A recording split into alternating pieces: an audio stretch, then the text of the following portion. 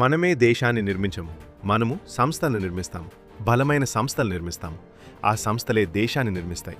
ఇది నా నమ్మకం. ఇదొక సిద్ధాంతం కాదు, ఒక సత్యం. మీరు ఇస్రోని చూడండి. ఆ అద్భుత విజయాలు ఒక్క రోజులో రాలేదు.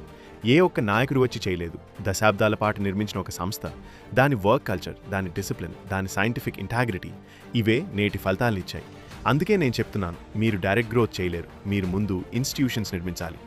భారత్ పాకిస్తాన్ విడిపోయినప్పుడు రెండూ ఒకే స్థాయి నుంచి ప్రారంభించాయి. ఇవాళ మనమెక్కడున్నాం, వాళ్ళెక్కడున్నారు?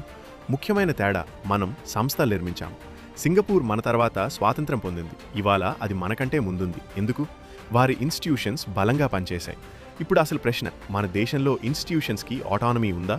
రూల్ ఆఫ్ లా నడుస్తుందా? ఒక వ్యక్తి, ఒక నాయకుడు, ఆయన నేనే అయినా సరే, సంస్థలపై ఆధిపత్యం చూపకూడదు. వ్యక్తులు మారతారు. ఇవాళ ఒక మంచి నాయకుడు ఉంటాడు, రేపు ఒక చెడు నాయకుడు రావచ్చు. అలా చక్రం తిరుగుతూనే ఉంటుంది. కానీ సంస్థలు బలంగా ఉంటే దేశం కూలిపోదు. ఈరోజు ఒక సంస్థ తన నాయకురెత్తు నిలబడి నో, నేనిది చేయను అని చెప్పగలదా? నిజాయితీగా చెప్పాలంటే చెప్పలేననిపిస్తోంది. ఎందుకు? ఆటోనామీ బలహీనపడుతోంది. ఆ ఆటోనామీ ఎక్కడ కాంప్రమైజ్ అవుతోంది? సంస్థల హెడ్ సెలెక్షన్లో. సెలెక్షన్ ప్రాసెస్ న్యూట్రల్ కాకపోతే ఇన్స్టిట్యూషన్ న్యూట్రల్గా ఉండదు. ఇది పర్సెప్షనా, ఫ్యాక్ట్నా? ప్రజలు నిర్ణయించాలి. సిబిఐ కావచ్చు, ఈడీ కావచ్చు, సివిసి కావచ్చు, ఎలక్షన్ కమిషన్ కావచ్చు, ఇవి దేశానికి పిల్లర్స్. వీటి క్రెడిబిలిటీ దెబ్బతింటే ప్రజాస్వామ్యం ఇట్సెల్ఫ్ ప్రమాదంలో పడుతుంది. ఎన్నికల ప్రక్రియలు కంటిన్యూస్ ప్రాసెస్. గ్రాడ్యువల్ రిఫార్మ్స్కి సంవత్సరాలు పడతాయి.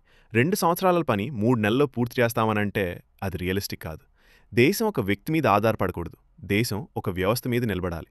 అందుకే నా విజ్ఞప్తి, మనము వ్యక్తులను కాదు, మనము ఇన్స్టిట్యూషన్స్ని బలపరచాలి. ఎందుకంటే బలమైన సంస్థలుంటేనే బలమైన భారత్ ఉంటుంది.